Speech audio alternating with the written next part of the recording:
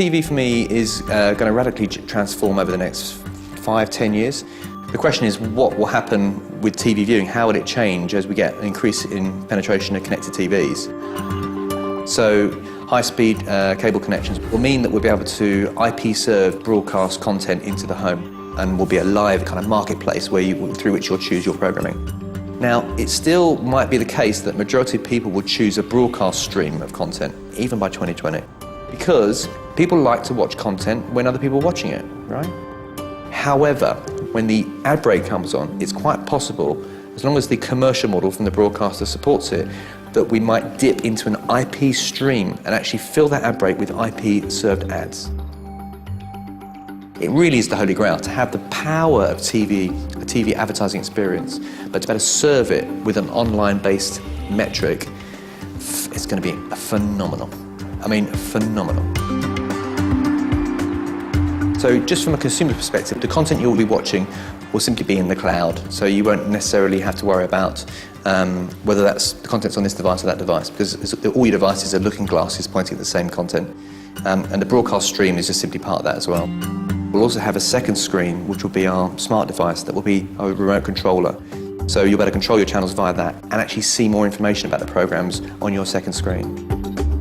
And there's a possibility that the screens themselves will have embedded in them natural user interface, NUI. So we'll be able to understand who's in the room, and we can do that through pattern recognition, actually analysing people's faces. It's quite likely that people will allow their TV sets to know who they are. They will see the benefit in trading their data, because the quality of the experience will be tailored for them. So that will mean that advertisers can serve ads to actually individuals, and they can change the advertising based on who's in the room. And it means that clients can actually also start to allow their advertising to be interactive. So if I watch an ad for a car, and it could be that I actually want to know more. So through interactive voice recognition, I could say, tell me more, and that ad instantly starts to tell me more. And of course, if they're going to provide information, they're going to want to sell as well. Because any program that you're watching, if you can tap on that car and find out more about the car and potentially book a test drive or even buy it there and then, that is a very, very exciting prospect. TV will effectively be the new retail. It'll be the shop front through which we find out and purchase products. A research company called Parks Associates carried out a projection analysis in the US and said that T-commerce, this buying over a TV broadcast stream, would be an $8 billion business by 2015.